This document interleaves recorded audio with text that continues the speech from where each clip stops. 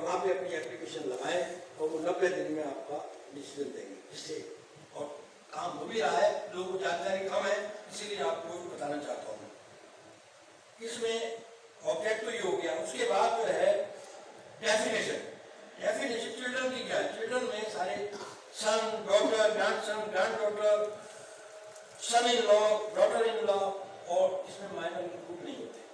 और यदि senior citizen की मृत्यु होती है तो उसको जो भी प्रॉपर्टी मिलती है उसका वारिस बनता है, वो भी इसका जिम्मेदार है। इन सभी से माता पिता और सीनियर सिटीजन मेंटेनेंस मांग सकते हैं। मेंटेनेंस का मतलब रोटी कपड़ा मकान और मेडिसिन और जरूरी चीजें ये जरूरी उनको देनी पड़ेगी। मेंटेनेंस प्रोविजन ये है कि फूड, क्लॉथ, रेजिडेंस और मेडिकल अटेंडेंस एंड ट्रीटमेंट इनकी जिम्मेदारी है वो दें। माता पिता का होना सीनियर सिटीजन नहीं है। अगर उनकी उम्र 60 साल से कम है तो सीनियर सिटीजन 60 साल और उसके ऊपर सभी इसी कैटेगरी में आते हैं। मेंटेनेंस के लिए अगर बच्चे आपका मेंटेनेंस नहीं देते, इसके लिए ट्रिब्यूनल बनाया गया है, जो कि ट्रिब्यूनल सभी डिस्ट्रिक्ट मजिस्ट्रेट के यहाँ है। वहाँ पे एडीएम के सामने एप्लीकेशन लगानी पड़ती है। आपको लिखनी नहीं आती तो free of cost legal aid clinic बात करेंगे। शास्त्री अरोड़ा जी का एलएसी है प्रकट हुआ कोर्ट शास्त्र। शास्त्री जी का भी इस्तेमाल करें सभी मेहमान मिलकर। अंकित जी का भी इस्तेमाल करें। दिनेश कुमार गुप्ता जी सीनियर एडवोकेट है, उनका भी इस्तेमाल किया जाए। शास्त्री और तमाम जितने हमारे मेहमान हैं साथ में इस्तेमाल करने के लिए अच्छा रहता है जब चैनलों पर, रेडियो पर समय निकाल कर हम उनका बेहद शुक्रगुजार हैं कि वो ऐसे खराब मौसम में यहाँ मौजूद हुए। और अब मैं बड़ी अदब के साथ दिनेश कुमार गुप्ता जी सीनियर एडवोकेट, राष्ट्रीय विधि सलाहकार, रियल हेल्प ब्यूरो से हैं, मैं उनसे भी गुजारिश करूंगा। तेरे दीवाने बांधे हैं सर से कफन, ये हमारा वतन है, हमारा वतन जिसमें पैदा हुए राम और लक्ष्मण। जान जाए तमन्ना के सर हो कलम, देश की अजमतों को बचाएंगे हम, पास बा इसके है शेख और बिरहमन। ये हमारा वतन है, हमारा वतन, ये हमारा वतन है, हमारा वतन जिसमें पैदा हुए राम और लक्ष्मण। ये हमारा वतन है, हमारा वतन। आइए मैं तमाम मेहमानों से गुजारिश करूंगा, तमाम मेहमान दीप यहाँ इसको प्रवेश करते, दीप जलाते। सभी मेहमान, जितने मेहमान हमारे डेस्क पर मौजूद है, मैं डॉक्टर पीएन तिवारी जी से भी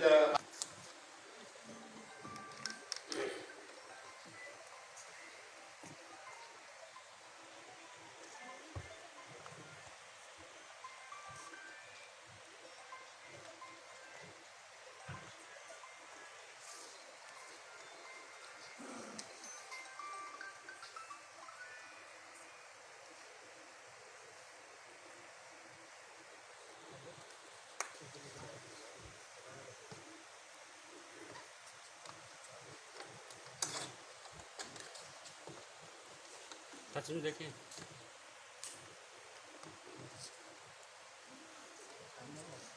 चालू करते हैं, उसका जो वेस्ट बचता है वो कचरा है, ठीक है।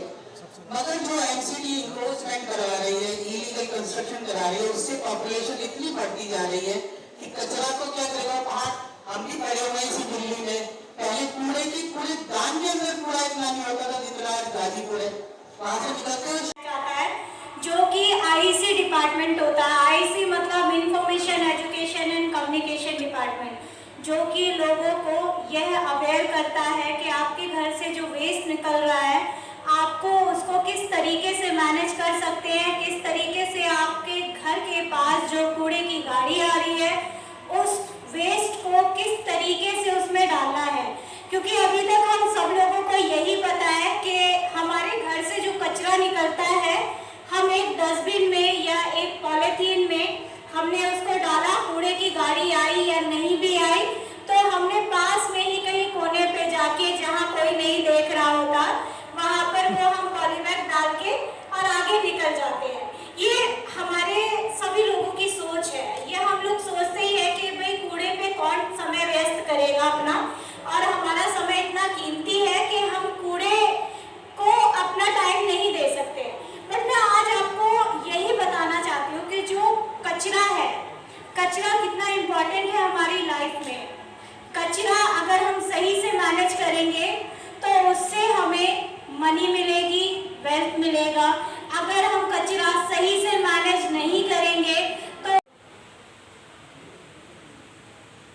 इससे याद आ रहा है ना मैं एटलीस्ट अपने घर में कचरा सेग्रीगेट करना स्टार्ट कर दूं। और मैंने किया भी। शायद मैं अपने बच्चे को आज से 10 साल बाद शायद 1 मिनट या 2 मिनट की सांस से उसे दे पाऊं, है ना। तो सभी लोगों को ये सोचना बहुत जरूरी है, क्योंकि वेस्ट है, अगर कचरे को सही से मैनेज नहीं किया तो वो आपकी जिंदगी खराब कर देगा। क्योंकि आज पॉपुलेशन आई थिंक जितनी है आज से 10 साल बाद उससे डबल ट्रिपल हो जाएगी और उतना ही वेस्ट जनरेट होगा। जितना वेस्ट जनरेट होगा उतनी ही वहाँ कूड़े के पहाड़ बन जाएंगे, और कूड़े के पहाड़ बनेंगे तो आपकी लाइफ खत्म है फिर तो। क्योंकि फिर चाहे कितनी एजुकेशन हो, कितना ही पैसा हो, वो हमें वहाँ हॉस्पिटल में जाके ही देना कचरा मतलब नेचुरल वेस्ट। जो भी प्राकृतिक वेस्ट है वो हमारा गीला कचरा है और उससे खाद बनाई जाती है। और ईस्ट दिल्ली में बहुत सारे बड़े बड़े कंपोस्ट प्लांट हैं जहाँ पर कि प्रतिदिन गीला कचरा जाता है और खाद बनाई जाती है। पर लोग उसमें क्या है के थ्रू अपनी प्रॉपर्टी अपने बच्चों के नाम भी करती है। विल तो एग्जीक्यूशन में तब आती है जब वो इस दुनिया में नहीं रहते, सबको ही पता होगा।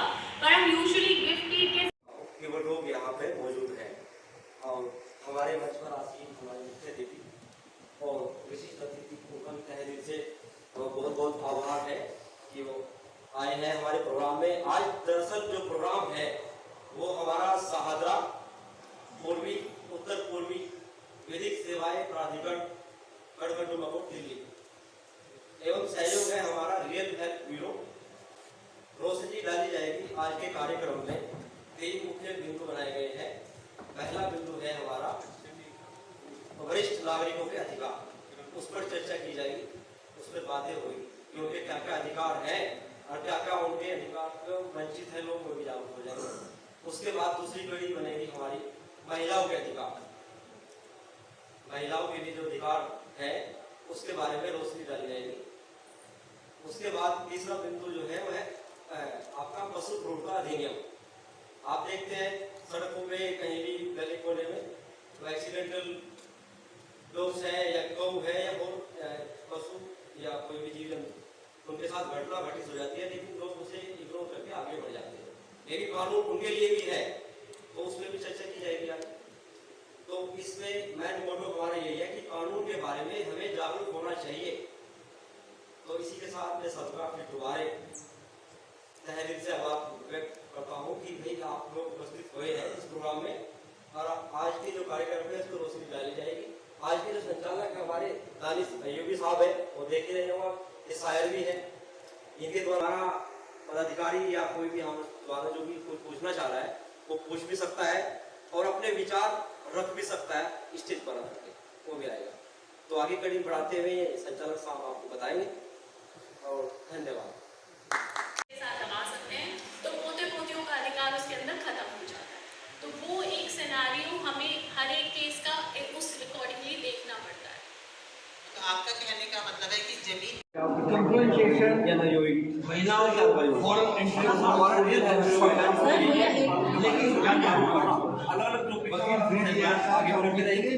जैसे आज क्या है ऐसे आगे बढ़ाएगा। तो आपके सीधे सर ने काफ़ी अच्छी जानकारी दी। अब हम साथ सवाल करेंगे कि वो क्या कहना चाहिए हमारे दर्शकों से इस बारे में, क्योंकि सही मायने में जागरूकता जब भी होती है जब हम अपने समाज के आसपास के लोगों को साथ मिलकर ऐसे कार्यक्रम करें जहाँ पर जागरूकता फैली जाती है। तो सर बहुत स्वागत है आपका मेरा टीवी जनता की आवाज़ में। और मैं चाहूँगी हमारे दर्शकों को आप 2 बातें बताएं इस कार्यक्रम के बारे में, कैसा लगा आपको आज यहाँ आकर के कार्यक्रम होना चाहिए। बहुत बहुत धन्यवाद। और इससे जो जागरूकता प्रोग्राम जो आज रखा गया है इस संस्था के द्वारा, तो सबसे ज़्यादा कानूनी जागरूकता इसी संस्था में देखने को मिली। क्यों? क्योंकि आज का जो दिन था इतना महत्वपूर्ण है। एक तो हमारी माशी है, दूसरे वाल्मीकि जयंती है, और आज मिलल और नवाब इतने अच्छे त्यौहार तीनों एक साथ आए और उसमें 3 ऐसी बातें बताई गई जो आपके माध्यम से समाज के यही एक इसका उद्देश्य था। और इसी की साथ ही मैं ये कहूँगा कि ये जितनी संस्थाएं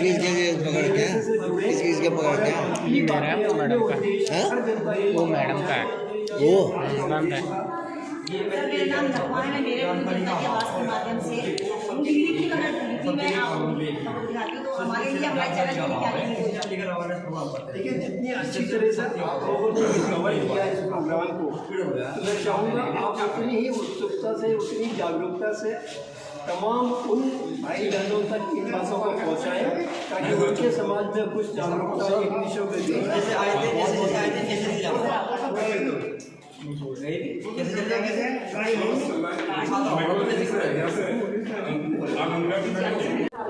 नो सेक्स रेशियोज वर टारगेटेड, और इसके तहत बहुत सी कामयाबी सरकार को मिलेगी। हमारी बेटियां आज उस मुकाम तक हैं जहां पे हर एक घर की बेटी आज स्कूल जा रही है और पढ़ रही है। दूसरा है बाल बालिका समृद्धि योजना। इस योजना के तहत एक स्कॉलरशिप स्कीम डिजाइन की गई है जिससे कि लड़कियों को फाइनेंशियल एड प्रोवाइड हो सके जो कि बिलो द पॉवर्टी लाइन है। The key objective of the scheme is to improve their status in the society and improve their enrollment as well as the retention of girls in the school. तीसरी एक scheme जो बहुत ही ज़्यादा important scheme है, मैं आपको बताना चाहूँगी, ये है CBSE के द्वारा CBSE उड़ान scheme. It is administered by the Central Board of the Secondary Education through Ministry of Human Resource Development, Government of India. The scheme focuses only on increasing the enrollment of girls in engineering and other technical college throughout the country. इसमें scholarships भी provide होती हैं। अभी हमारा जब ये शुरू नहीं हुआ था सेशन, तो हमने नॉर्मल वार्तालाप में एक बात आई थी प्रॉपर्टी पे अधिकार की। तो yes, of course, a daughter, a female, a woman do have a right to property. The Hindu Succession Act है हमारा, it allows women and men equal share in inheritance, thereby setting the new rules and regulations. A daughter always remains a daughter. A son is a son until he gets a wife. A daughter is a daughter throughout the life. ये मेरा कहना नहीं या मानना नहीं है, but in fact ये latest हमारे जस्टिस श्री अरुण मिश्रा जी की कहावत है। मैं ये रिपीट करना चाहूँगी, a daughter always remains a loving daughter. A son is a son until he gets a wife. A daughter is a daughter throughout her life. तो अब जितना अधिकार एक बेटे का अपने माता पिता की प्रॉपर्टी में है, उतना ही अधिकार एक बेटी का भी है। There is an equal right in the property of parents. The law is now finally settled, and Hindu women have been accorded equal rights in the property as Hindu men. Thus, Hindu women have left a long way from the classic Hindu law, which gave them very limited rights to the Hindu Succession Amendment Act 2005. In this process, they even got an absolute ownership of the property they possessed from the limited ownership, which earlier hindered their absolute enjoyment of the property. अगर Hindu joint property है, उसमें भी हर एक महिला का अधिकार है कि वो अपना इक्वल शेयर मांग सके या उस चीज को ले सके। सिंस थोड़ा सा टाइम का अभाव है, सर के आदि में समझ गई कि मुझे कंक्लूड करना है, तो मैं सिर्फ एक 10 बेसिक राइट्स हैं जो हर एक महिला को पता होने चाहिए, वो मैं बताना चाहूँगी। There is a free sorry ma'am, ये बस 10 राइट्स बता दूँ, then I take up the questions, ठीक है। सबसे पहला राइट जो मैंने पहले भी बताया, there is a free legal aid to women biological FIR. कोई भी महिला थाने में किसी भी तरीके की कंप्लेंट या एफआईआर के लिए जाती है, तो हमारी डालसा अथॉरिटीज उनको फ्री लीगल एड यानी कि एक लॉयर प्रोवाइड कराती हैं। There is a right to privacy while recording the statement. अगर वो अपना बयान प्राइवेसी के अंदर देना चाहें तो इन कैमरा प्रोसीडिंग्स के अंदर वो दे सकती हैं। You have a right to file an FIR no matter where and when the incident happened. Incident कहाँ हुआ, कब हुआ, उससे मैटर नहीं करता। आप अपनी सुरक्षित जगह पे जाके FIR फाइल कर सकती हैं। No arrest of a woman after sunset. Women cannot be arrested after sunset and before sunrise, except in an exceptional cases on the orders of the first class magistrate. The police officers can never say no to file your complaint. You cannot be called to a police station for any kind of interrogation. आप किसी भी interrogation के लिए, investigation के लिए victim call नहीं कर सकते हैं पुलिस स्टेशन में। Police officers are duty bound कि वो आपके घर आके सिविल ड्रेस में अब आपका बयान दर्ज कराएं। आपके पास अब एक और प्रिविलेज है कि आप you can file a complaint through email और through a post. Under all the circumstances, the identity of any victim, female or a child, it is protected. In a case of a rape, no one can reject filing a complaint even if the doctors deny. Then we have every employer, हर एक constitution, हर एक committee, उसको एक anti sexual committee that is a POCSO act के अनुसार अपनी committee का निर्धारित समय पे उसको बनाना चाहिए। At the end I would just say that you all are gorgeous, so you look gorgeous and grab the opportunities because you all have the right to equality. Thank you so much. मैंने एक सवाल दिया है महिलाओं के साथ अत्याचार होता है तो ये नियम लाते हैं और ये कानून लाते हैं। ऐसे ही कुछ अत्याचार बच्चों के साथ, लड़कों के साथ होते हैं और कुछ के साथ होते हैं, तो उन पर क्या नियम होना चाहिए, क्या वो हम लोग फैसले दे सकते हैं? जहाँ तक बच्चों की हमारे समाज में महिला जन्मी उसके बिना परिवार नहीं चल सकता समाज। लेकिन इतने सारे कानून अभी तक आए हैं, बहुत सारे कानून बने हैं, कांड की आपने बात की, बहुत सारी चीजें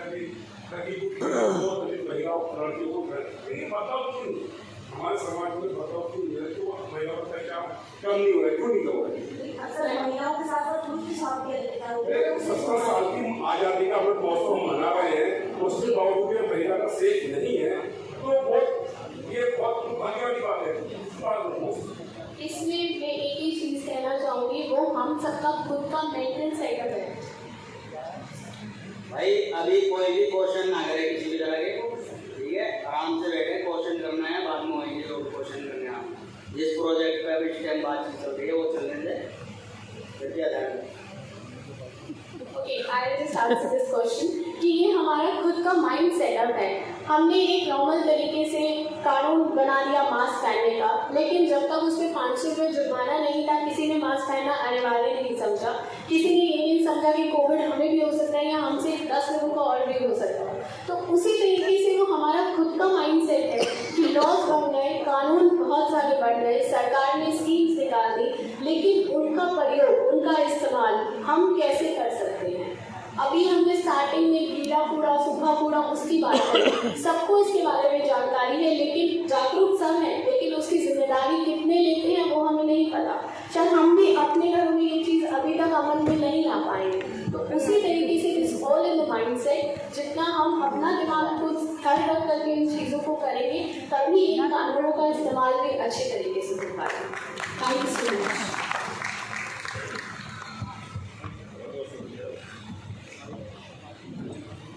बहुत बहुत शुक्रिया, धन्यवाद। बहुत अच्छी जानकारी दे रहे थे। एक ऐलान मुझे करना है, जितने भी ऑडिटोरियम में मौजूद है तमाम अफराद, वो तमाम का तमाम रजिस्टर पर साइन कर दें ताकि सबको सम्मानित किया जा सके। जितने भी लोग यहाँ पहुंचे ऑडिटोरियम में, सबको सम्मानित किया जाएगा। एक पत्र दिया जाएगा, सम्मान पत्र, तो सभी लोग बराए करम अपने साइन कर दें। आइए अब मैं चलता हूँ अंकित गुप्ता जी की तरफ। मुकत गुप्ता जी का कानूनी सलाहकार है, आप दिल्ली पुलिस में, इसके अलावा आप सरकारी वकील DC PCR, इसके अलावा आप तकरीबन 50 वकीलों को की सरपरस्ती करते हैं। 50 वकील आपके अंडर में रहते हैं। सरकारी वकील, DL, ऐसे बहुत सारे विभाग आपके पास है, हम उनका इस्तेमाल करते हैं। और मैं चाहूँगा जोरदार तारीफ से अंकित जी का आप स्वागत करें। अंकित जी की आपने जोरदार तारीफ से आप अंकित जी का आप स्वागत करें। और फिर आपको कहा जा रहा है कि जितने भी क्वेश्चन हैं आप अपने जहन पर रखें, बाद में सबके जवाब किए जाएंगे। धन्यवाद मुझे आमंत्रित करने के लिए। मंच पर आसीन माननीय डॉक्टर PM तिवारी साहब, तासिम भाई, सीनियर एडवोकेट दिनेश गुप्ता जी, साक्षी मैडम और मेरे प्यारे भाई, अभी हम लोगों ने दो बहुत ही इंपॉर्टेंट टॉपिक के ऊपर अपना डिस्कशन सुना, सीनियर सिटीजन के ऊपर और महिलाओं के कानून के ऊपर। एक और बहुत अहम मुद्दा है जिसके विषय में मेरे को बोलने के लिए कहा गया है, जो है क्रूरता जानवरों पे, पशुओं पे, एनिमल्स। मैं अभी जब पीछे बैठा हुआ था, जल्दी आ गए थे हम लोग, पीछे बैठे थे, टोटल 15 मिनट हम लेंगे, अभी 4 बजने में 15 मिनट है, तो लगभग 4-5 तक मैं इसको वाइंड अप भी कर दूंगा। जब हम पीछे बैठे थे तो हमने देखा कई लोग सोशल वर्कर हैं यहाँ पर। कितने लोग सोशल वर्कर हैं? एक बार हाथ खड़ा करेंगे हम ना। बहुत लोग सोशल वर्कर, तो समाज की अच्छी आपको जानकारी भी है। तो अपना टॉपिक शुरू करने से पहले एक बेसिक असेसमेंट मैं कर लेता हूँ कि किस तरीके से मुझे इसे डिलीवर करना है। तो हम में से हम सबको ये पता है कि हमारे देश में कितनी सुप्रीम कोर्ट है। सोशल वर्कर से मेरा प्रश्न है, सवाल पूछेंगे तभी जागेंगे और पीछे वालों से ज्यादा पूछे जाएंगे। हाँ, आप बताइए कितनी सुप्रीम कोर्ट है हमारे देश में? मैडम आप बता देंगे? आप सोशल वर्कर है सर? एक। हाँ, किसने बोला? एक ही सुप्रीम कोर्ट है? आप श्योर है? कितने संविधान है हमारे देश में? संविधान कितने? संविधान, कॉन्स्टिट्यूशन ऑफ इंडिया कितने हमारे? हाँ, सोशल वर्कर है सब। समाज का काम करना है तो कानून पता होना चाहिए। एक ही संविधान है हमारे देश में, it is only one constitution. हमारे देश में एक ही सुप्रीम कोर्ट है। सुप्रीम कोर्ट कहां पर है हमारे देश की? कहां पर है? दिल्ली में। पूरे भारतवर्ष का काम दिल्ली से ही होता है या कहीं और भी सुप्रीम कोर्ट बैठती है?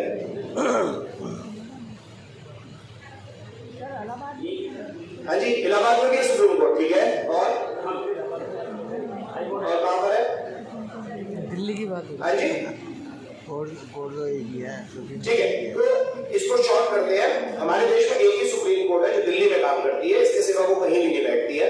इसके सिवा हर राज्य के अंदर एक हाई कोर्ट होती है और हर राज्य के प्रत्येक डिस्ट्रिक्ट में एक डिस्ट्रिक्ट कोर्ट होती है। जैसे दिल्ली की बात करें तो दिल्ली में 11 डिस्ट्रिक्ट है, 11 डिस्ट्रिक्ट, 11 जिले हैं ना हमारे यहाँ। सही बात है, ये भी नहीं पता? 11 डिस्ट्रिक्ट होंगे।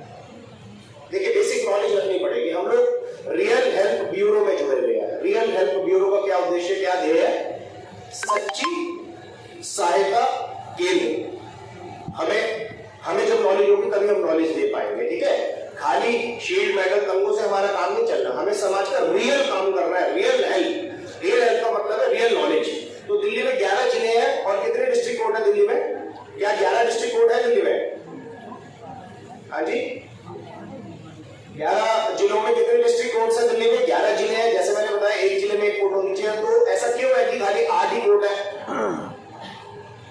30,000 करकटुमा, पटियाला हाउस, साकेत, रोज एवेन्यू, द्वारका, रोहिणी और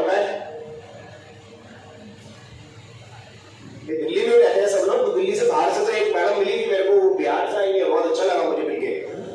वकील साहब है, मैडम बैठे हैं यहाँ पे। तो हमारे दोस्त वकील 30,000 से भी आए हैं। तो क्यों ऐसा क्यों है? क्योंकि कई कोर्ट में 2-3 डिस्ट्रिक्ट भी है, ठीक है। जैसे करकटुमा कोर्ट की बात करें तो 3 जिले हैं करकटुमा कोर्ट में, ईस्ट, नॉर्थ ईस्ट और शादरा। तीनों का मिलकर आज एक प्रोग्राम हो रहा है ना, तो ये समझना है, ठीक है। टॉपिक पे आ गया। ये बेसिक नॉलेज आपको इसलिए दी गई कि हमें बेसिकली ये पता होता है कि लॉ का सेटअप क्या है। हमारे देश में जिला न्यायालय हर डिस्ट्रिक्ट में, हाई कोर्ट एक स्टेट की होती है, सुप्रीम कोर्ट पूरे भारतवर्ष की एक ही होती है। उसके अंदर जितने जिले उतनी कोर्ट्स होती है, ठीक है। संविधान हमारे देश का एक ही है, संविधान 2 नहीं है हमारे देश में, खाली एक ही संविधान है और उसी संविधान के हिसाब से पूरे भारतवर्ष की कोर्ट कचहरी न्यायालय न्याय प्रक्रिया चलती है। अब बात करें एनिमल्स की। कोई हमें से बता सकता है कि एनिमल्स की कैटेगरी में किस किस को रखेंगे? सबसे बड़ा एनिमल तो इंसान ही है, वैसे सबसे बड़ा जानवर तो वही आज के डेट में। लेकिन फिर भी अगर हम टेक्निकली सोचें कि एनिमल कौन है, कौन होता है एनिमल, किसको हम जानवर कहेंगे? कोई भी थोड़ा एक्टिव देखिए, जवाब तो देने पड़ेंगे आपको। ऐसा नहीं कि घुसेगा नहीं, ये नहीं चाहता कि खाली एक थ्योरेटिकल सेशन में आऊं, बोलूं, अपना लिफाफा लो, चले जाओ, क्या फायदा होगा? रियल हेल्प करनी है, रियल हेल्प, जो कासिम भाई का उद्देश्य है वो पूरा करके जाऊंगा। तोता, वेरी गुड। पशु पक्षी है, एनिमल में आगे। और कैट है, डॉग है। कैट, डॉग, ठीक है, जो ये डोमेस्टिक रहते हैं, लैंड पे रहते हैं। और ठीक है? जिनका ब्रेन नहीं है वो जिनका ब्रेन नहीं है, अच्छा मैडम ने बहुत अच्छी बात कही कि जिनका ब्रेन नहीं है वो एनिमल है, ठीक है? तो इंसान सबसे बड़ा एनिमल हो गया इसका मतलब मैडम के हिसाब से, ऐसे मान के चलो ना, जो सबसे ज्यादा दिमाग खराब इंसान है। हाँ मैडम। सर एनिमल का रूल्स है तो ये एनिमल कटते क्यों है मेरा वो मैडम क्वेश्चन नहीं, अभी क्वेश्चन नहीं, अभी तो बेसिक बात आ जाती है, ठीक है? रूल्स है तो कटते भी बहुत है सर। नहीं मैं अभी बताऊंगा, उसमें आएंगे सवाल पे आएंगे, पहले मुद्दे पे आते हैं एनिमल कौन है? हम ही है एनिमल जो है वो जैसे मैडम ने बताया कैट, डॉग, तोता, बंदर, भालू, व्हेल्स, डॉल्फिन्स या बर्ड्स, यस वेरी गुड। तो ये सब एनिमल्स हैं जिनको एनिमल की कैटेगरी में वाइल्ड लाइफ प्रोटेक्शन एक्ट के हिसाब से एनिमल डिफाइन करा जाए।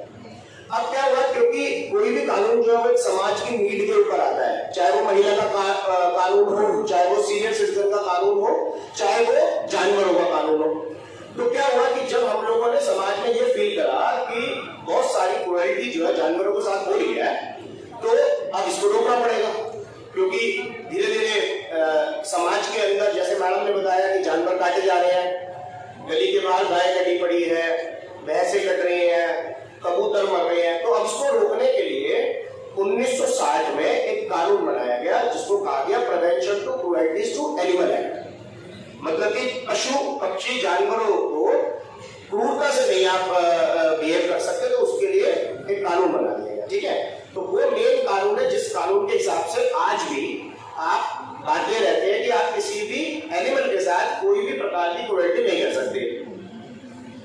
कलकत्ता में सबसे पहले जो इसकी इवेंट है वो शुरू हुई थी 1861 में, जब ये बातें शुरू हुए थे और गवर्नमेंट ने इसको सोचा कि हमें इसको कोडिफाई करना चाहिए, तो कानून बनाया गया। एक वाइल्ड लाइफ प्रोटेक्शन एक्ट बना हुआ है जिसके अंदर ये निर्धारण हुआ है, उसके अंदर कुछ शेड्यूल्स हैं, गूगल करके आप देख भी सकते हो। उस शेड्यूल के हिसाब से ये पता लगता है कि कौन सा जानवर आप पाल सकते हो, कौन सा आप नहीं पाल सकते। अच्छा क्या कोई ये बता सकता है कि शेर पाल सकते हैं हम? नहीं पाल सकते। शेर क्यों नहीं पाल सकते? दुबई में तो मैंने देखा सारे लोग शेर रखते हैं अपने घर में, शेर, चीता, बाघ रखते हैं दुबई में, वीडियो में यूट्यूब में देखा होगा आप लोगों ने। हाँ अब्रॉड में ऐसा है, यहाँ नहीं है ना? क्यों यहाँ पे क्यों नहीं है? पर सर ये तो इंडिया है ना, वो हमें ही खा जाएगा। अच्छा नहीं, ऐसे तो इंसान में दुबई में भी वहाँ भी खा सकते हैं, लेकिन यार यहाँ पे कानून में ऐसी व्यवस्था बनाई गई है। वाइल्ड लाइफ प्रोटेक्शन एक्ट के शेड्यूल 2 में लिखा गया है कि आप घर में शेर नहीं पाल सकते, लुप्त होती प्रजाति एंडेंजर्ड स्पीशीज है ना? पर रैबिट पाल सकते हैं। अच्छा आपको पता है क्या घर में तोता पाल सकते हैं? यस। हाँ जी, कितने लोग यस कहते हैं? जी हाँ जी, अरे वाला तोता जो होता है, हरा तोता जिसे उड़ते हुए देखते हैं, मिर्ची खाता है। जी सर। सर एनिमल को पालने के लिए वो जानवर है ना जो हिंसक है उनको पालने के लिए परमिशन लेना पड़ता है ये। हाँ लेकिन मैडम कुछ ऐसे जानवर हैं जिसके लिए परमिशन नहीं लेनी पड़ती है, वही मैं बता रहा हूँ आपको। हाँ टाइगर है उनको पालने के लिए परमिशन लेना पड़ता है। पाल सकते हैं लोग परमिशन के बाद नहीं, परमिशन के बाद में परमिशन लेना। हाँ परमिशन मिल गया हमें पाल सकते हैं उसे। अच्छा ऐसा नहीं है वैसे हमारे देश में है, क्योंकि schedule 2 wild life protection act के शेड्यूल 2 में जितने जानवर है वो प्रोहिबिटेड कैटेगरी है, उनको हम नहीं पाल सकते। अच्छा तो क्या तोता अभी तोते पे आ रहा था मैं, तोते पे आ रहा हूँ, तोता पाल सकते हैं? तोता और रैबिट तो पाल सकते हैं। हमारे देश में अगर आप बोल वाले परमिशन है, बाकी छोटे अन्य जानवर पाल सकते हैं कि कोई परमिशन मोर जब हम अपने घर में पालते हैं सर उसकी परमिशन लेनी जरूरी होती है। हाँ मोर पाल सकते हैं घर में, बिल्कुल पाल सकते हैं, मगर परमिशन जरूरी है। तोता या मैना या कोई और जानवर छोटा पालते हैं तो उसकी परमिशन जरूरी नहीं है। अच्छा अगर मैं ये कहूँ आपको मैडम कि जो तोता है वो शेड्यूल 2 प्रोहिबिटेड कैटेगरी है, तोते को पाल ही नहीं सकते आप, तो आप क्या मानेंगे? ठीक है लेकिन लोगों ने पाला हुआ है, पाले हुए हैं। हाँ मैडम देखिए कानून की बात हम लोग वकील आपको क्यों समझा रहे हैं, मैं उसे दूसरे दृष्टिकोण से समझा रहा हूँ। आप लोग सोशल वर्कर है, अब आप किसी के घर में उसने कछुआ पाला है, हम में से बहुत लोग कछुए अपने अपने घर में आजकल लक्ष्मी जी का वाहन है, लक्ष्मी जी का वास है, कछुआ रख लिया। क्या स्टार टर्टल जो छोटे वाला कछुआ है जिसके लाल कान होते हैं वो रख सकते हैं हम लोग घर में? नहीं रख सकते, लेकिन किसी ने पाला है अपने एक्वेरियम में रखा है, नहीं कर सकते। ठीक है, तो कहने का मतलब ये है being a social worker, being associated with this real health bureau, हमें शेड्यूल 2 जरूर पढ़ना है वाइल्ड लाइफ प्रोटेक्शन एक्ट का, जहां पे ये लिखता है कि कौन कौन से जानवर को हम पाल सकते हैं और नहीं पाल सकते। आप देखिए बंदर को नहीं पाल सकते, तोते को नहीं पाल सकते। अभी पीछे गाजियाबाद में एक वाकया हुआ था कि लिफ्ट में बच्चे को कुत्ते ने काट लिया, सोशल मीडिया में देखा था सबने, है ना।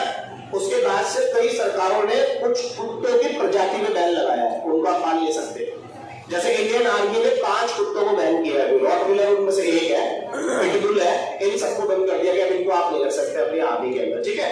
तो इसलिए बता रहा हूँ कि वाइल्ड लाइफ प्रोटेक्शन एक्ट का शेड्यूल 2 आज शाम को गूगल पे जाके देखेंगे हम लोग, ताकि हमें ये पता हो कि तोता पाल सकते नहीं पाल सकते, मैना पाल सकते नहीं पाल सकते, मैना भी नहीं पाल सकते हम लोग, मोर भी नहीं पाल सकते।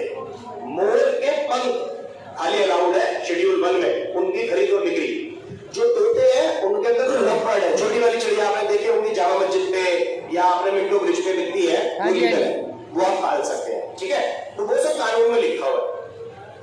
अब हमारे कानून में इंडियन पीनल कोड, भारतीय दंड संहिता बनी हुई है 1860 की। 1860 में आईपीसी आया था, किसी को पता आईपीसी क्या होता है? इंडियन पीनल कोड क्या होता है? भारतीय दंड संहिता। भारतीय दंड संहिता क्या है?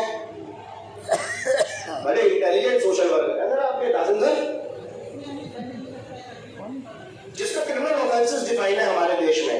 जहां पे कोई भी अगर आप कार्य करते हैं तो क्रिमिनल ऑफेंस कहीं डिफाइन है तो वहां पर है। तो अगर किसी जानवर के प्रति क्रूरता हो रही है तो उसमें सेक्शन 428 और 429 के तहत सजा का प्रावधान है, उसमें अरेस्ट भी हो सकता है, ठीक है। इसके सिवा हमारे संविधान में, जैसे कि मैंने बताया, एक संविधान है, जैसे कि साक्षी में हमने बताया कि महिलाओं को अधिकार मिले हुए हैं, बच्चों को अधिकार मिले हुए हैं, दिनेश जी ने बताया सीनियर सिटीजन को अधिकार मिले हुए हैं। तो क्या कहीं हमारे संविधान में कोई ड्यूटी भी है कि हमें कर्तव्य भी दे रखे हम मेरी? हाँ मैडम आप बता रहे कहाँ लिखा हुआ कर्तव्य?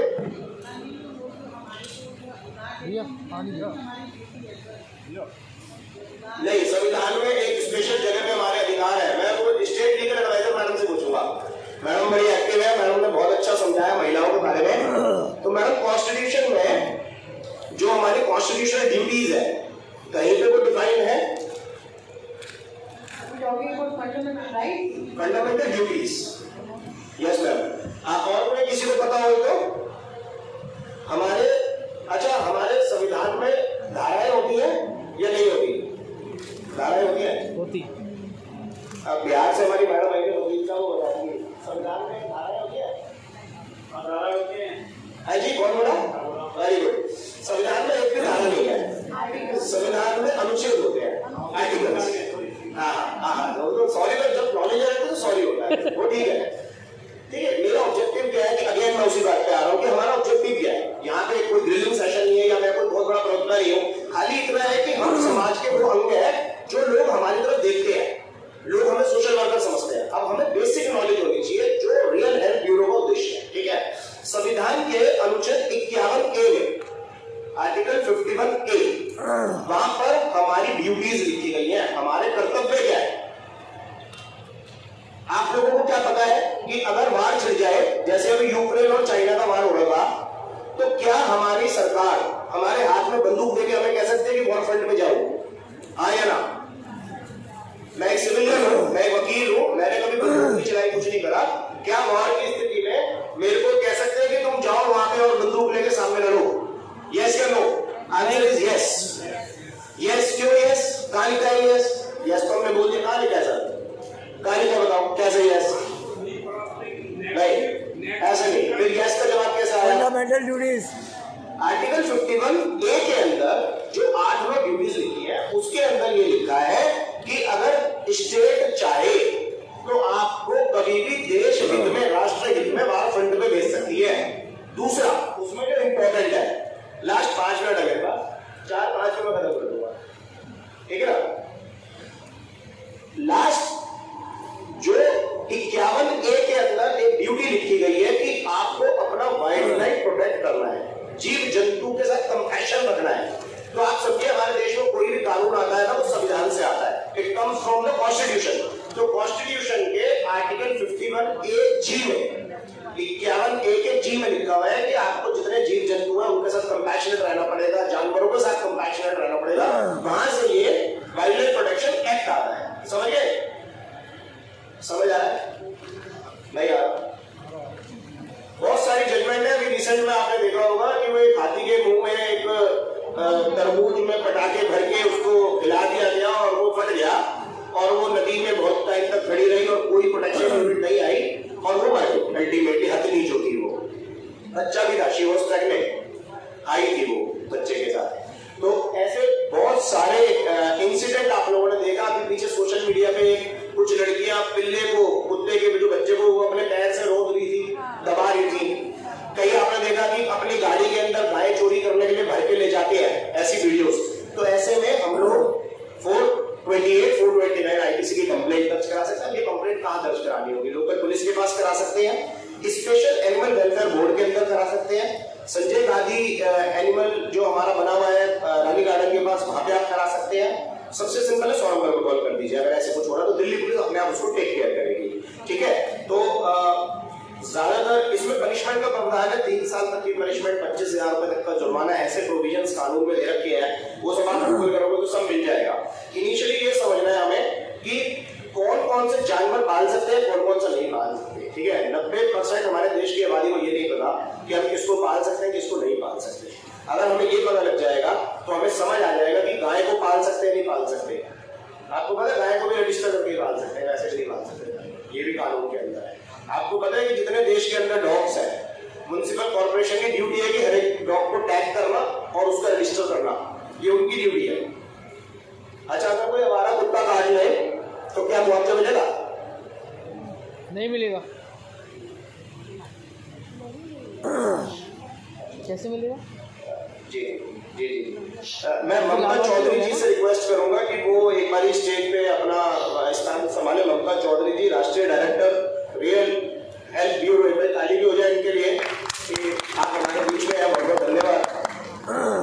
हाँ, तो मेरा समय भी समाप्त हो गया। लास्ट क्वेश्चन जो मैंने भी आपसे पूछा, क्या पूछा मैंने?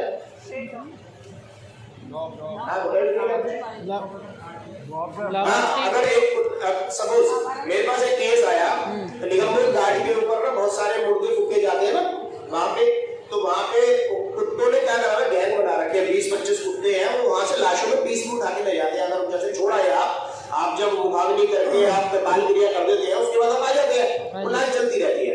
ऐसे में कुत्ते पीछे से पीस उठा लेते हैं उसका, ठीक है। तो वहाँ बहुत सारी गैंग है। तो जब आप शव को लेके जाते हैं वहां पे, तो कई लोगों को वहां पे कुत्ते काट लेते हैं। तो अब ऐसे में क्या आप कोई कानून में सहायता ले सकते हैं? ले सकते हैं। मैं आंसर बता रहा हूं क्योंकि समय कम है। क्यों ले सकते हैं? क्योंकि म्युनिसिपल कॉर्पोरेशन, जो दिल्ली म्युनिसिपल कॉर्पोरेशन एक्ट बना हुआ है 1987, उसके अंदर इनकी ड्यूटी है कि हर कुत्ते का रजिस्ट्रेशन ये करें, हर एक को रिकॉर्ड नंबर दें, हर एक को टैग करें। ये लोग करते नहीं और मुझे काट लिया। अब मुझे काट लिया तो मैं गया डॉक्टर के पास, उसने मुझे सुई लगाई, मेरा एक बिल बना, तो मैं अपना मुआवजे का केस जो है वो दिल्ली म्युनिसिपल कॉर्पोरेशन में डाल दूंगा, ये कहते हुए कि तुम्हारी ड्यूटी थी, तुमने इनको रजिस्टर नहीं करा और वैक्सीनेट नहीं करा, स्टरलाइज नहीं करा। तो ऐसे में आपके पास राइट्स है। तो अगर आपके ऐसा कोई केस है तो आप देखिए, जैसा बैठे हमारे तो कंज्यूमर कोर्ट के, हमने इनके आगे बहुत केसेस लगाए हैं। डॉक्टर बीएन तिवारी साहब कंज्यूमर कोर्ट में जज रहे हैं, तो हमने बड़े मुकदमे लगाए हैं यहाँ पे डॉग करके, और हमें मुआवजा भी मिला है, बहुत अच्छा मुआवजा भी मिला है। कोर्टों से 5-5 लाख रुपए तक का भी अवार्ड हुआ है, ठीक है। तो इसके साथ मैं अपनी वाणी को विराम दूंगा। उम्मीद करता हूँ कि आप लोगों को जो मैंने जानकारी दी उससे थोड़ा जागृत हुए होंगे, और जो रियल हेल्थ का उद्देश्य हम लेके चल रहे हैं उसको हम निभा पाएंगे। बहुत बहुत धन्यवाद। जी बहुत बहुत शुक्रिया।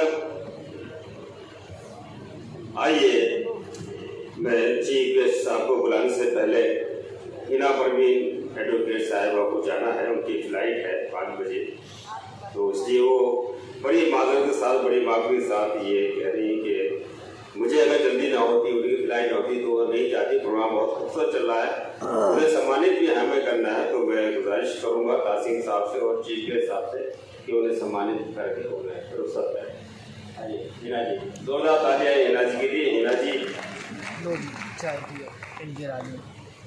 राष्ट्रीय महिला विधि हमारी जो रियल हेल्थ ब्यूरो, मैंने चाय नहीं किया, दवा के मैंने चाय नहीं किया, दवा के अरे तालियां भी कुछ नहीं कर रहे आप।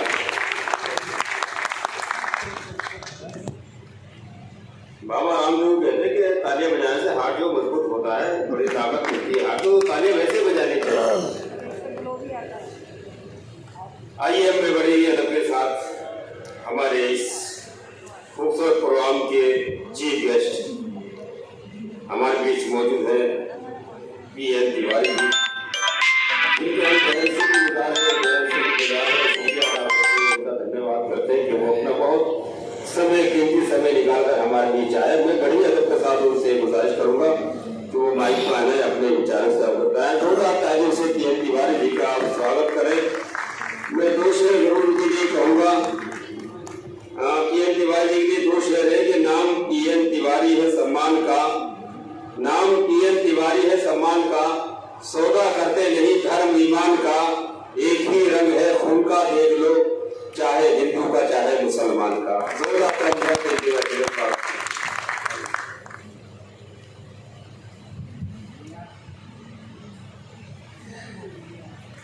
बहुत बहुत धन्यवाद। काफी कुछ कोशिश के कारण टाइम निकला, लेकिन मेरे काफी परिचय दिया। सबसे पहले तो मैं ये कहूँगा कि जो आज कानूनी जागरूकता सेमिनार शिविर चल रहा है, इसमें सबसे ज़्यादा कानूनी जागरूकता किसके पास है? मेरे हिसाब से वो नसीम भाई के पास है। क्यों? आज का दिन पता नहीं इन्होंने क्यों चुना। आज एक तो शरद पूर्णिमासी है, वाल्मीकि जयंती है और ईद उल मिलाद का दिन, तो ये तीन चीजें एक साथ इकट्ठी हुई और ये आज हुई। और दूसरी बात, आज इस सम्मेलन में तीन ही टॉपिक रखे गए जो तीनों हमारे समाज के लिए जरूरी है, और उनके लिए तीनों प्रकार जो वक्ता थे वो हमारे बीच में है। तो ये आज एक तीन का समन्वय ऐसा बना कि वाकई में यहाँ आना, सुनना और इसी इन बातों को आगे बढ़ाने के लिए आप लोग हैं। और इसका मकसद यही है कि जो भी हम लोग आते हैं या बुलाए जाते हैं, कुछ न कुछ बातें बताते हैं, आप लोग इनको सुनते हैं और इन्हें आगे बढ़ाते हैं। तो जागरूकता यही है, एक से एक आगे बढ़े। वो बात दूसरी है, जैसी बेटी ने कहा कि गुजरात में, मैं खुद गुजरात से ही हूँ, बहुत ऐसी चीजें हैं जो राज्य सरकार के तहत केंद्रित होती है। मैं गुजरात बड़ौदा से हूँ, लेकिन कुछ ऐसी बातें होती हैं जो पूरे राज्यों में, देश के अंदर होती है। तो हम एक छोटी छोटी चीज पे अपना ध्यान केंद्रित न करके सबसे जो मुख्य बातें हैं हम उनको लेके चलते हैं। अभी जैसे सबसे पहले हमारे गुप्ता जी ने वरिष्ठ नागरिकों के अधिकार बताए। ये आया क्यों? 2007 में तो शुरू हुआ, लेकिन नवंबर 2011 में 4 साल के बाद में एक केस आया। केस क्या था? एक बुजुर्ग दंपति थे जो 84 और 80 साल के थे। एक उनका बेटा था, 2 घर थे उनके। बेटे की शादी हो गई थी, उसको अलग कर दिया, खुद अलग रहने लगे। थोड़े दिन के बाद में बेटे ने उन दोनों माँ बाप को घर से बेदखल कर दिया, न पैसा दिया न कुछ दिया। वो सड़क पे आ गए। किसी आप ऐसे सामाजिक कार्यकर्ता ने उनको समझाया कि आप कोर्ट की शरण में जाए, शायद कुछ आपको मिल जाए। और वो केस पहला केस था जो इस कानून के दायरे में आया। कोर्ट ने वहां पे उनको घर भी दिलवाया, महीने का पैसा भी दिलवाया, और देख रेख करने का जो जुम्मा राज्य सरकारों का होता है, चाहे वो वृद्धाश्रम हो, चाहे उनके मेंटेनेंस का हो या मेडिकल का हो, वो उनका प्रोविजन कराया। तो वहां से जाकर के इसका शुरू हुआ। तो ये क्या है? ये सिर्फ कानून तो बन गए, किताबों में भी आगे आर्टिकल बन गए, सब कुछ पढ़ेगा कौन, समझेगा कौन? अभी मेरे छोटे भाई ने बोला कि हाँ ठीक है, कुत्ते के काटे के कारण कुछ मुआवजा देना पड़ा, ठीक है, सिचुएशन ऐसी थी, उनको भी सबक मिला और दूसरों को भी मिला। तो ये जागरूकता कैसे आएगी? सिर्फ आप लोगों के मार्गदर्शन से, जो आप 1 से 10 से 100 को बताएंगे। हम लोगों को तो ठीक है, एक सिचुएशन पॉइंट आ गया, हमें जब कोई मिलेगा बताएंगे, नहीं मिलेगा। आपका तो एक कंटिन्यूस प्रोसेस है जो बताना है। इसके बाद हमारा टॉपिक था, बेटी महिला सशक्तिकरण, वुमेन एम्पावरमेंट, ये ऑलरेडी दो शब्द है, एक महिला हो गई, एक सशक्तिकरण हो गया। लेकिन ये दोनों को मिलकर के उठाए कैसे? जब तक समाज में हमारी सोच नहीं बदली, ये कानून किसी काम के नहीं। और ये शुरू कहाँ से होता है? आज का पेपर अगर आपने पढ़ा है, 3 दिन की बच्ची को माँ ने कूड़ेदान में फेंके। क्यों? क्योंकि वो लड़की हुई। एक और केस आया जिसमें माँ ने अपनी बेटी को प्रोस्टिट्यूशन के लिए फोर्स किया। आज के पेपर में ये क्या है? ये ऐसी मानसिकता है जो खत्म नहीं हो रही, चाहे कितने कानून लग जाए, चाहे ये टाटा में आ जाए, ये जब तक मानसिकता हमारी खत्म नहीं होगी, कम नहीं होगी, इस तरह के ये प्रावधान बनते रहेंगे, हम लोग भाषण देते रहेंगे, कोई फर्क नहीं पड़ने वाला। और बात सही है, जैसे अंकित जी ने कहा कि हम कुत्तों के विषय में जानवरों की क्रूरल्टी कर, लेकिन ठीक है, एक हद तक मैं मानता हूँ जानवरों पे कुछ क्रूरल्टी जरूरी भी है। अभी जैसे आपने देखा होगा, हमारी बैलगाड़ियां चलती हैं, जब तक वो उसको डंडे नहीं मारता है बैल चलता नहीं है, बैलगाड़ी चलेगी नहीं, वो उसको मारना भी जरूरी है। ऐसे ही हमारे गांव के अंदर डोंगी होते हैं, जब वो सामान लाद के चलते हैं तो कुछ तो खड़े हो जाते हैं, कुछ अपने मंजे तक बगैर मारे चलते जाते हैं। वो क्या है? जब उनको पड़ती है तो वो फॉलो करते हैं। तो कुछ हद तक पनिशमेंट भी जरूरी है, लेकिन अननेसेसरी ना हो। तो इस कानून में एक वर्ड आया, अननेसेसरी कोई पेन या कोई टॉर्चर हो रहा है, हमें वो रोकना है। बहुत अच्छे उदाहरण है ये, लेकिन इन सबको नटशेल में लेते हुए सिर्फ एक ही बात है कि जब तक हमारा माइंडसेट चेंज नहीं होगा, चाहे वो समाज है, चाहे हमारा घर है, चाहे स्कूल है, कॉलेज है, वहाँ पे ये प्रवृत्तियां जारी रहेंगी। और ये बात दूसरी है कि कोई कहीं इनको मोड़ देता है, कोई कहीं मोड़ देता है, कोई राज्य अपने प्रॉफिट में लेता है, कोई किसी को डिस्करेज करता है, इससे कोई फर्क नहीं पड़ेगा। अल्टीमेटली जब तक हमारी माइंडसेट चेंज नहीं होगी, तब तक हम कुछ नहीं करें। लेकिन हाँ, हमारी ये जो प्रवृत्ति है, जैसे हमारी ये संस्था है रियल हेल्थ ब्यूरो, लेकिन आज ये यहाँ पे कैसे आई, ये भी बहुत बड़ा प्रश्न है। इसको एक्सपोज करने के लिए हमारी जो DLSA है, उसने ये प्लेटफॉर्म दिया, उनके माध्यम से आप यहाँ आए और आपके माध्यम से हम सब इकट्ठे हुए।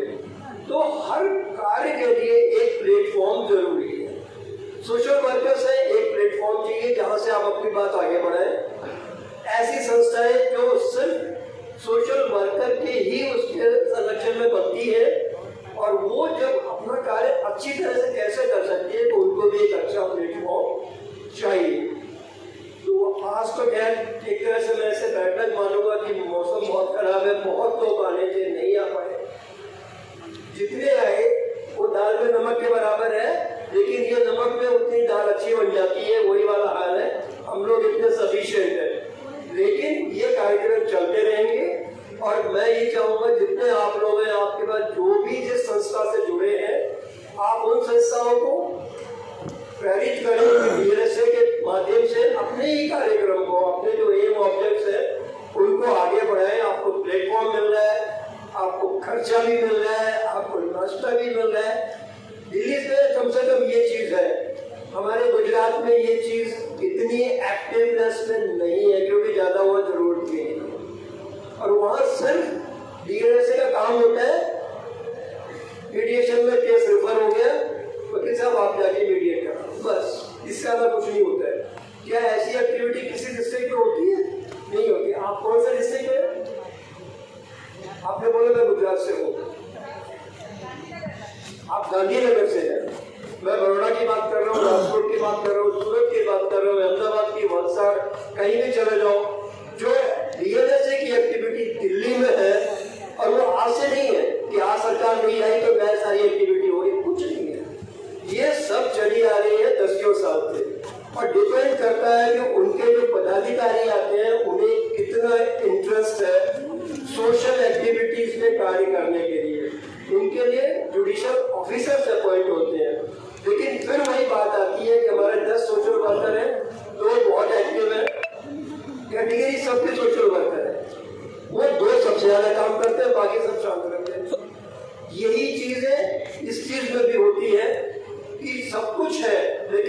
कुछ कोर्ट के काम बहुत ज़्यादा अच्छे होते हैं, कुछ का सुनने में आता है, नहीं आता है, क्यों? ठीक है, काम चल रहा है, चल रहा है। लेकिन ये चीज़ें फिर भी दिल्ली में DNSA के तहत, इस प्लेटफॉर्म के तहत बहुत अच्छी तरह चल रही है। सिर्फ एक अवेयरनेस ही नहीं, और भी एक्टिविटीज़ है, वो सब की ज़्यादा डिटेल जरूरत नहीं है। मेन मकसद यही है कि सोशल वर्कर किस तरह से एक अच्छे NGO से जुड़े और उनके माध्यम से DNSA का बेनिफिट ले और अपने कार्य को, अपने एम्स एंड ऑब्जेक्ट्स को आगे बढ़ाए। इसके साथ ही मैं बहुत बहुत आप सबका आभारी हूँ कि आपके बीच में आके मैंने टाइम दिया।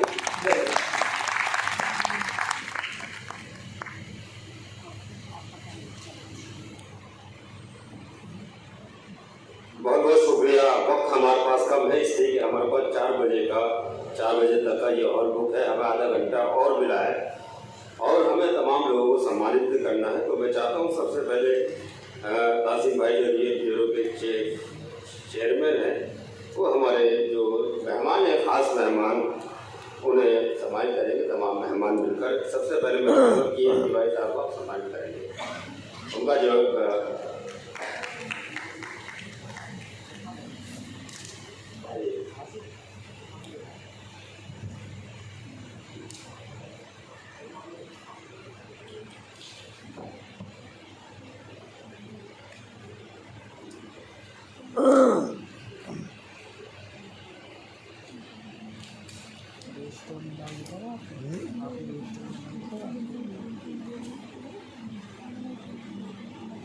मेरा तो कल ही जवाना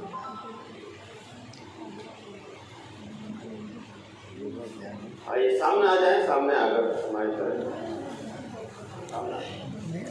गेट हर कितने मिल जाएगा।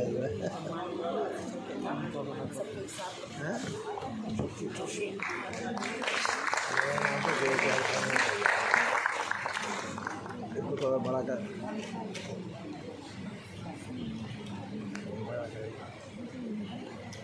और बड़ा कर, फट जाएगा, क्या फ़ायदा।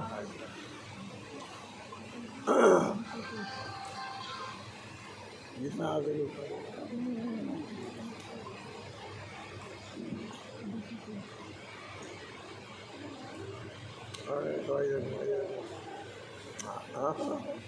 वापिस हाँ बाबा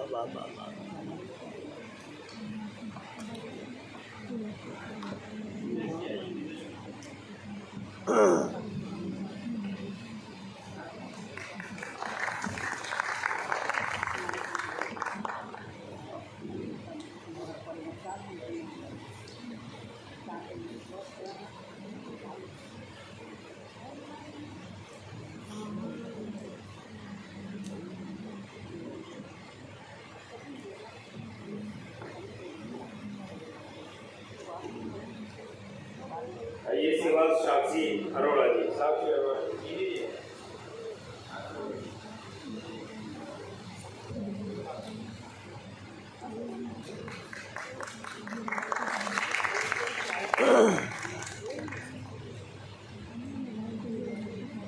अंकित गुप्ता जी भी आ जाएंगे, गुप्ता जी का भी।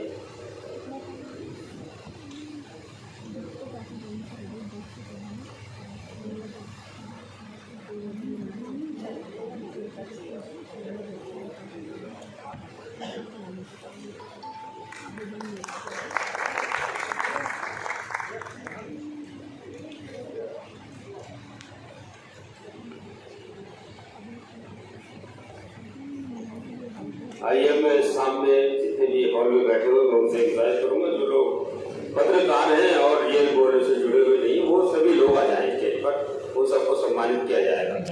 जितने भी लोग यहाँ सामने मौजूद हैं जो रियल ब्यूरो से जुड़े हुए नहीं, वो लोग